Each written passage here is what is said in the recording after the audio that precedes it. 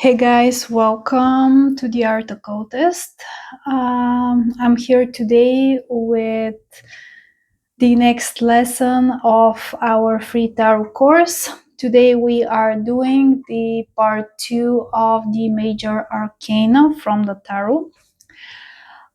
Today we are covering justice, the hangman, death, temperance, the devil, tower, the star, the moon, the sun, judgment, and finally the world.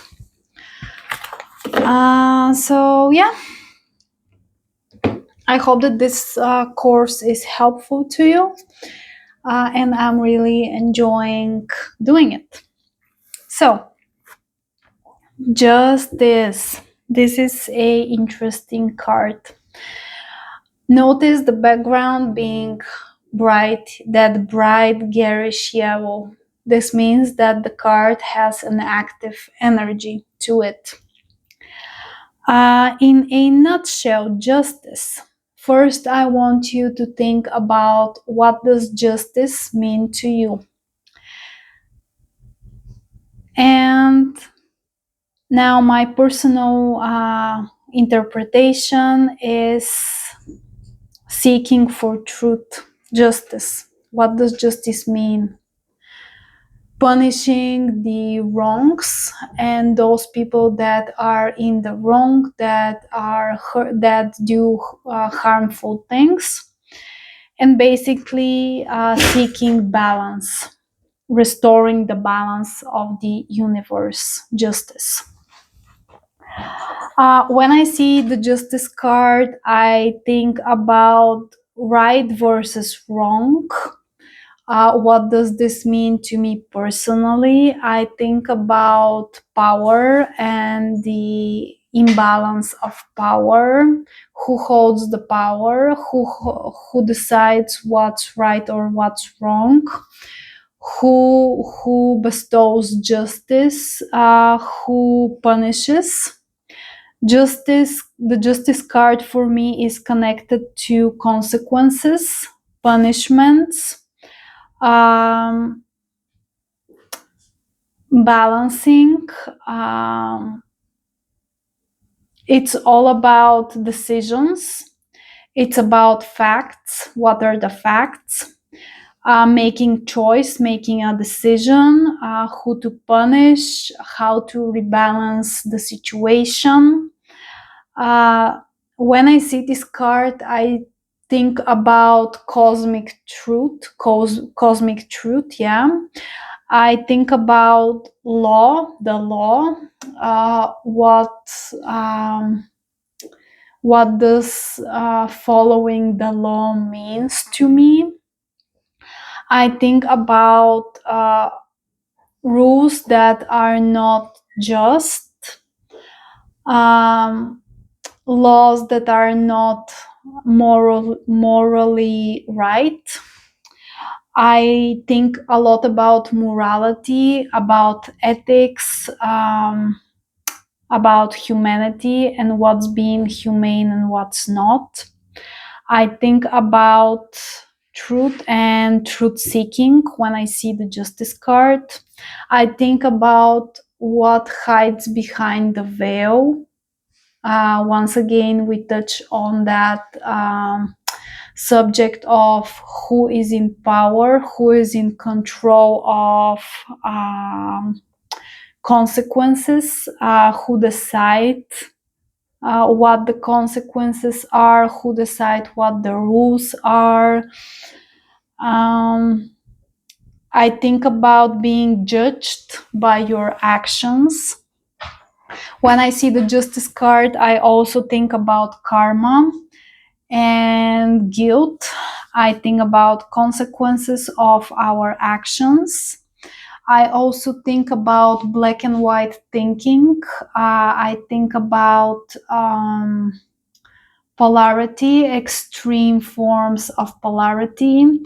I think about power struggles in politics. And I think about all those things when I see the justice card pop up. So, what does justice mean to you? Answer this in your journal. And let's move to the next card. After Justice, we have the Hangman card. So we have already been judged. And the Hangman card is a card of suspension, timeout, even punishment. In medieval times, they used to punish people by hanging them upside down like this. This is where the imagery comes from for this card in particular. So when I see the hangman, I think about timeout, suspension, waiting. We can notice that the background is gray, indicating liminality. Nothing really is happening. This is out of time, out of space, unable to move or change. You're suspended. It's against your will also. But I also see the hangman as a important initiation. I see the hangman as an energy of changing our perspective through force. I see the hangman as being redeemed, serving your time, if you will, waiting. I see the hangman as indicator of a test, a need for deep reflection and revelations, because in this time out, what do you have? Nothing but time to reflect on your mistakes, on your actions, what you did. This is what punishment is for, is a means of making you contemplate what you did, your actions. And in this time out, through contemplation, meditation, reflection, deep self-evaluation, you gain new insights and perspective. Maybe, hopefully, you see what you did wrong and how you can change. You adopt a new mindset, a new way of thinking, of being. Yeah, but basically you don't have a choice. This is something that happens to you. So yeah, the hangman. Then we have the death card. Some may even make the connection that you have faced justice, you are being punished for something that you did, and you have a death sentence. This is a bit extreme, but this is something that my mind went to just now. The death card is a interesting card. A lot of people get quite scared about it. Very almost never it means literal death, but you can interpret it as a death on a minor scale, an ending, in other words. So the death card indicates an ending. Death is something unavoidable. No one escapes death when time is right. When the time is up, we are all going to die. So this card for me, because of this reason, translate as unavoidability. This is something that's ending, that you cannot avoid no matter what you do. This is a card of deep transformation and change. It's a card of transition. You are transitioning from one state to another. It's a card of unavoidability, and it's a card of true equality, because we are all equal in the face of death. Death doesn't discriminate. He comes for all of us. The other thing that I am thinking about when I see the death card is that there is no escape from the situation that you are in. You are forced to face it. This is the natural order. This is another phrase that comes to mind when I see the death card. Another thing is endings, and Sorry. So the other thing that I think about when I see this card is facing your own mortality. And to be quite frank, in the Western society that we most of us live in, we are very disconnected from the concept of death, and we do everything in our power to avoid thinking about dying, about death, about mortality, about aging. And I don't think that that's very healthy. So, what are your thoughts about that, about this card? For me, this card also speaks about acceptance of the facts, because there are facts that no one can argue with, and that death is such a fact. And this card also indicates surrender for me personally. Then we move to the Temperance card. The Temperance card is another of those liminal cards. Notice the gray background indicating liminality.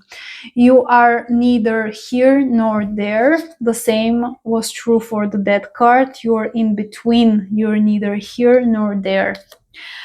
The Temperance card.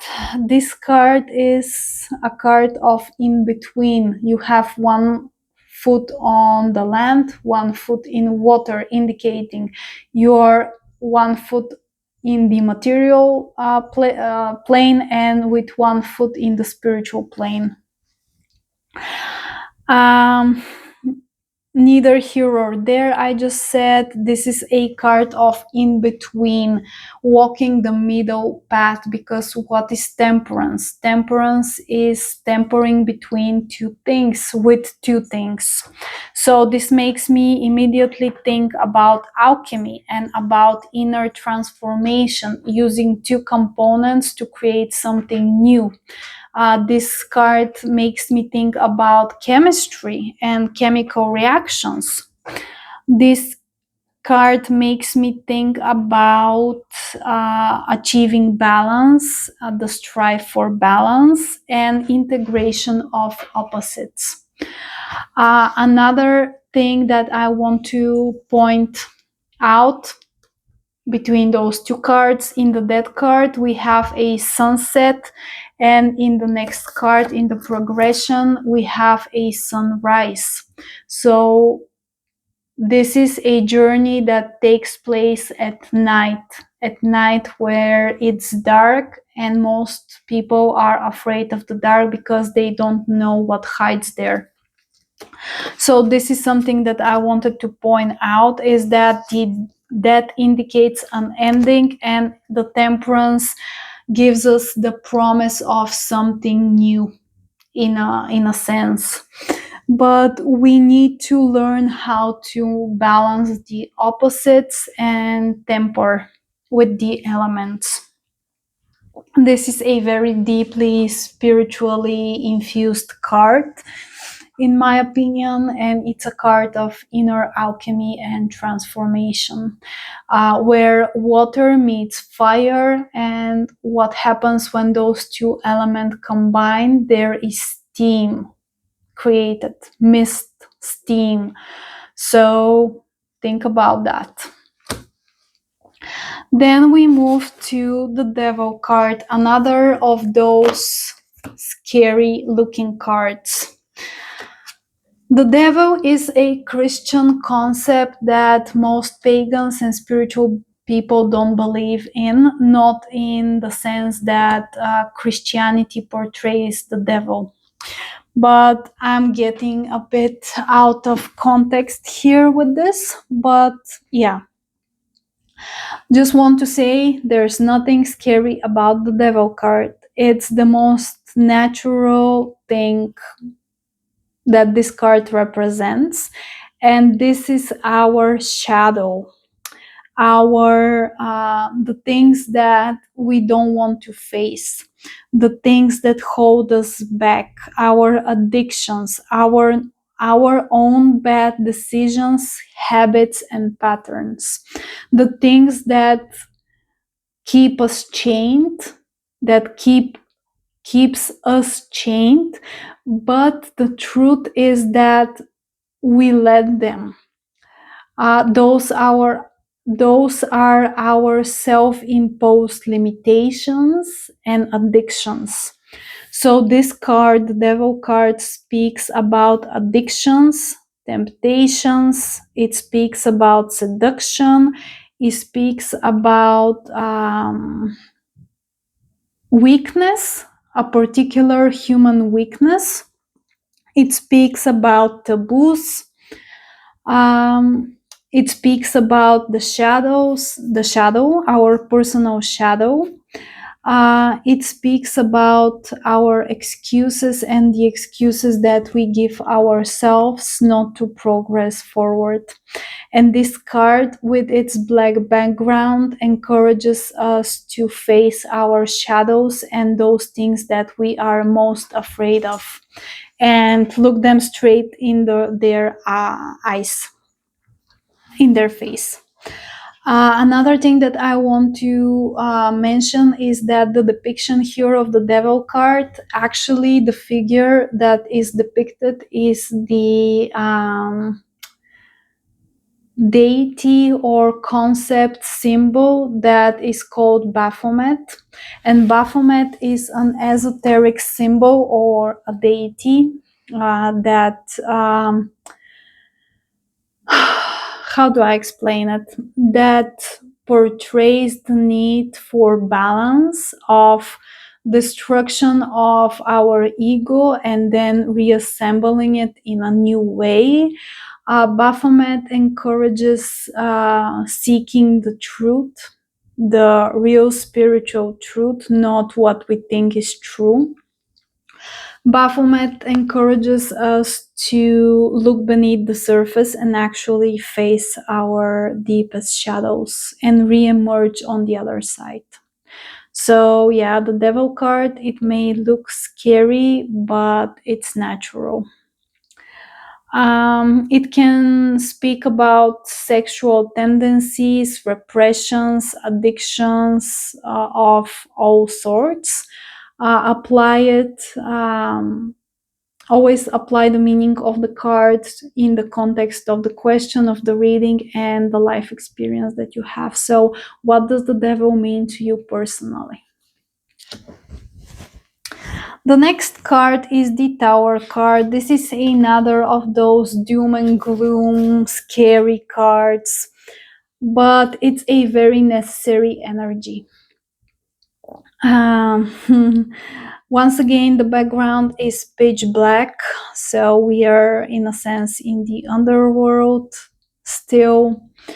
When we face our addictions and our taboos, there's a breaking point at some point.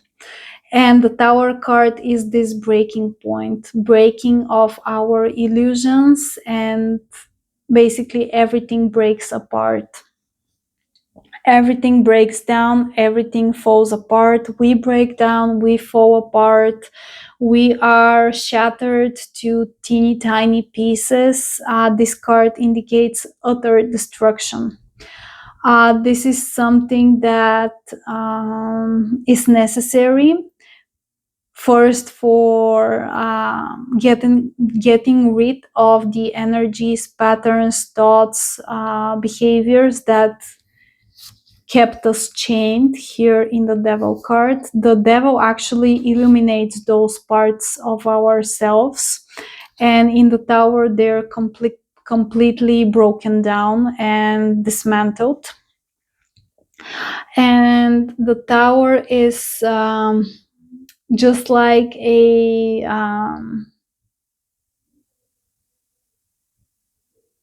storm, if you will. A really, really bad storm, but after a storm, the air is crisper, it's fresher, things feel renewed, if you will. And that energy of the tower is the breaking point, and it's very it's not easy energy to go through, but it's completely necessary for our soul's development, if you will. And after the Tower comes the Star. The Star card is a very, very positive energy. It brings relief, a sense of relief after the utter destruction of the Tower. The Star card is a card of purity because here the lady is completely in the nude. She doesn't hide behind anything. She is completely herself. She is stripped back to her essence. She is pure. She is authentic. The Star card is a card of healing, as I said, reemergence from the energy of the Tower.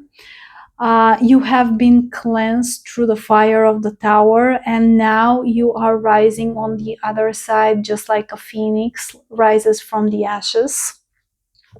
This is a star. This is a card of hope, of light.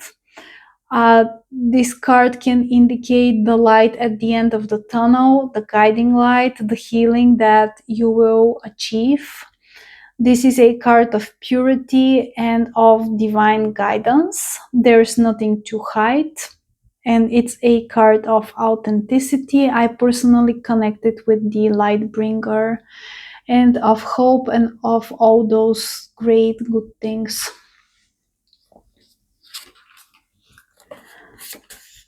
Next card, we have the moon. That's a bit of a tricky energy. The moon card is an indication of our most animalistic self.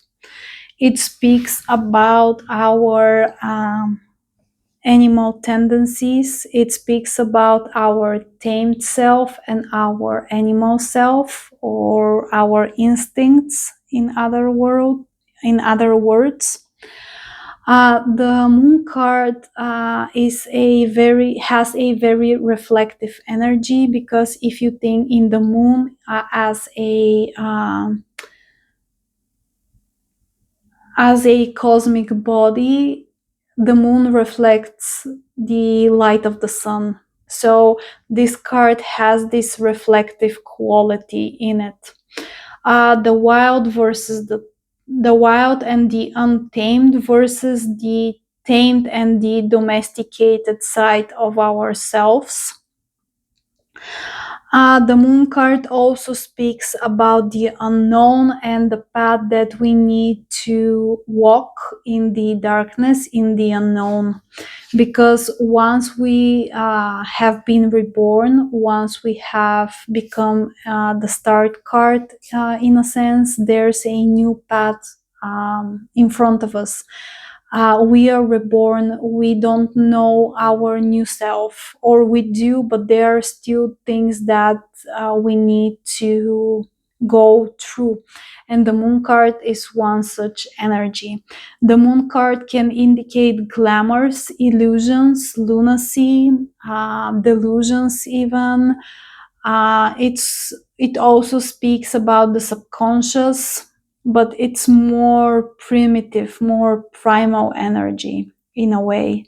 It's a energy and a card that asks us to face our deepest fears, to face our animal nature, our instincts and impulses, if you will, and to explore the dichotomy between what's tamed and the untamed, or the wild versus the domesticated. Sorry, I cannot speak anymore. And it's a very magical card as well. And it's also indicating cycles, because the moon has a cyclical nature. So think about all of those things when you see the moon card. Next, we move to the Sun card. The Sun card is one of the most joyous cards in the tarot. The Sun card makes me think of the actual sun. The sun is our source of life force.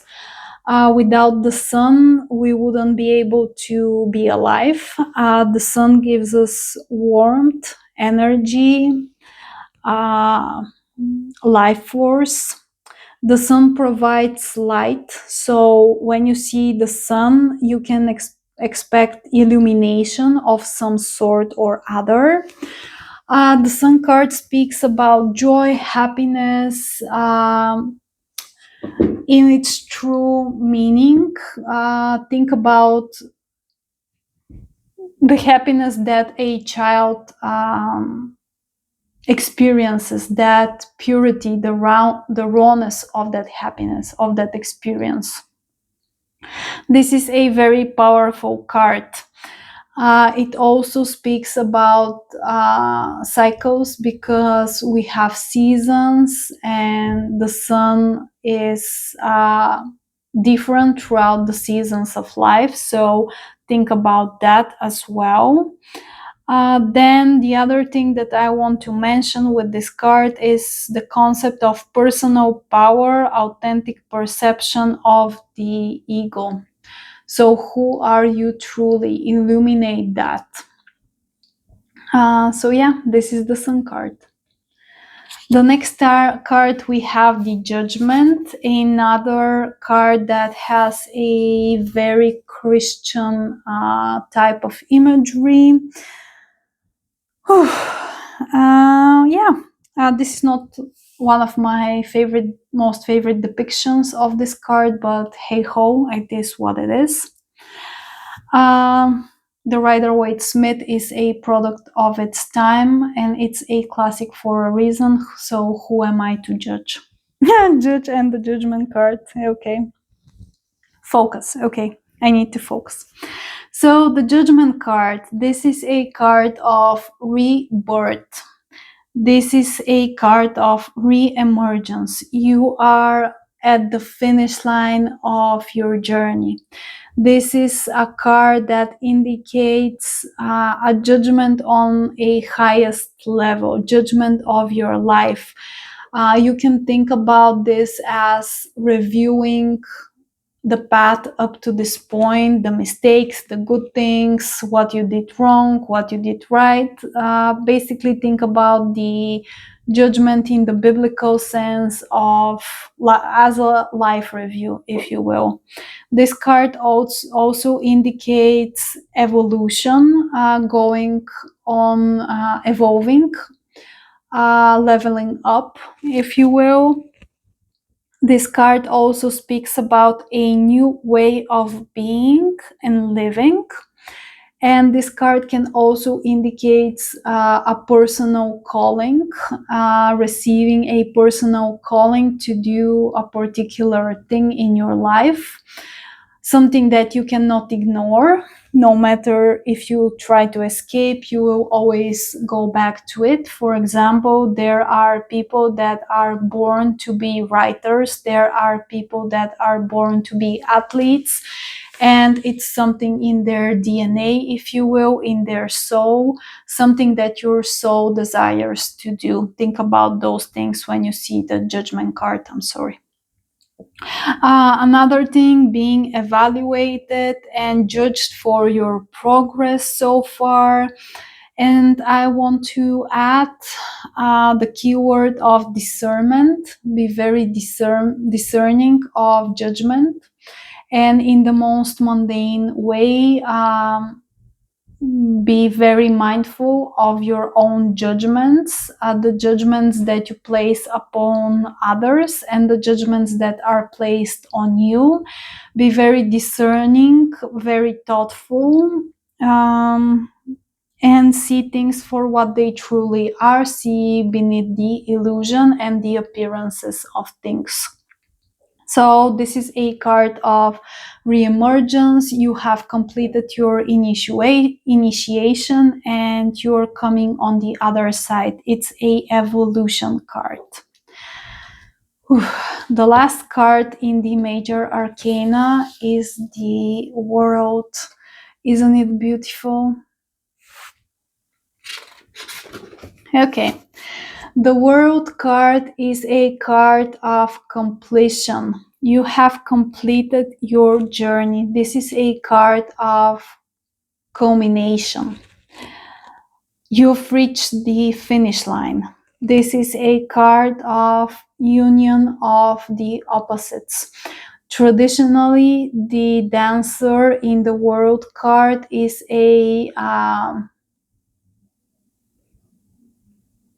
non-gendered individual. It has male and female traits,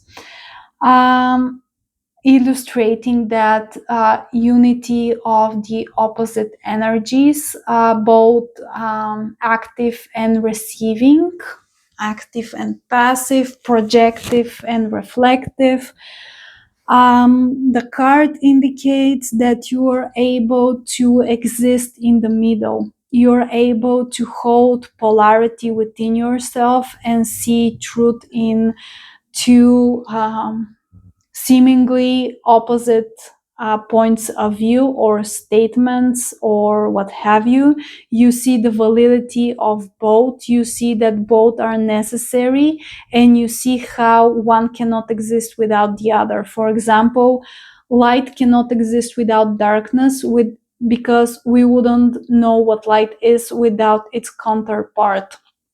We live in a dual universe, if you will, in a dualistic world, and we experience everything through that dualistic lens. And the World card indicates your ability to hold that duality and see the validity of both ends of the spectrum.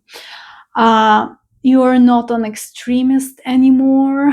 You've explored your options. You've danced between one end towards the other, and vice versa, and now you find yourself in the middle, perfectly balancing, perfectly existing in a perfect harmony with the world, uh, not being bothered by the good, not being bothered by the bad, but you are simply existing. You are at peace. This is a card of success, of peace, of a spiritual enlightenment, if you will. And yeah, this is the World in a nutshell for me. This is a card of success, of completion, of this is the end of the journey. This is your goal. Spiritual attunement and enlightenment, if you will, if such a thing exists. It's a state of being, of existence in a world, and very few people have achieved it and have been able to embody it truly. So yeah, this is the World card. Okay, guys, this was the second part of the major arcana in our tarot course. I hope that it was useful. Once again, your homework: sit with the images, sit with the archetypes, and write down what each of them means to you through your own life experience, through your own unique lens. And the goal here is to build your own relationships with each of the archetypes and to see how they apply to you in your life, in your story. And yeah, basically, that's the finish of today's lessons, the end of today's lesson. I just want to add something before we finish today's episode, today's installment. I want to say, I forgot to say this in the beginning, but this is something very important. The tarot system, the tarot deck, is something of a living organism. This is not static. This is forever changing and growing. This is a language, a living, breathing organism. This is a language that's evolving and is growing as you grow and evolve as a person, as a reader. So in this course, I'm giving you the bare bones so that you can start your tarot journey. But after we finish the course, don't think that you know it all. Don't gain this false sense of confidence and ego that you are a tarot reader now. No, you're just starting out. I'm just giving you the bare bones of what tarot is. And there's a whole journey ahead of you to integrate those archetypes within yourself, so that you have to integrate this language of tarot within yourself, the deeper understandings prior to being able to communicate through the language of tarot, and prior to being able to communicate with other people, not just yourself, through the language of tarot. So I just want to say this out, to put this out there as a cautionary tale. Don't get ahead of yourself, because reading cards for others, even if it doesn't seem like it, it has a huge it places huge responsibility upon the reader. And if you're not ready, don't imagine that you are. Spend the time with the cards, learn, study, integrate. That's the goal. So yeah, that's everything for today. I'll see you in the next installment to actually, yeah, we have a one more lesson, and then the summary, and the course is going to be complete. So I'll see you in the next episode. Thanks so much.